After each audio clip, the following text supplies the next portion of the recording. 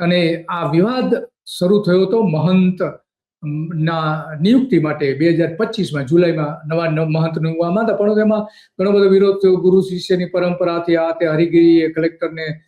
મહંત બનાવવા માટે કરોડો રૂપિયા આપી આવવાના આરોપો પણ થયા હતા, અને એટલા માટે એની મુદત પૂરી થઈ જતા મચ્છુકંદ ગુફાના મુકેશગીરી અને બીજા ઘણા બધા લોકોએ વિડીયો પણ જાહેર કર્યો હતો અને વિરોધ પણ થયો હતો. પછી સરકારે આ જે ટ્રસ્ટ, જે જમીન જે છે, અહીંનું જે મહાદેવનું મંદિર છે, એ મંદિરમાં સરકાર પ્રવેશી ગઈ. બોલો,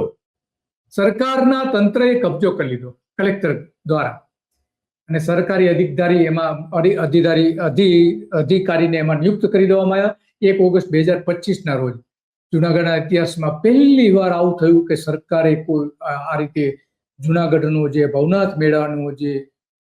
સંપત્તિ છે એના ઉપર કબજો જમાવી દીધો હોય. પહેલો, કારણ કે પુરાણોથી ચાલતું આવતું મંદિર છે અને ત્યાં આ રીતે રાજકીય હસ્તક્ષેપ થાય એ કોઈ પણ રીતે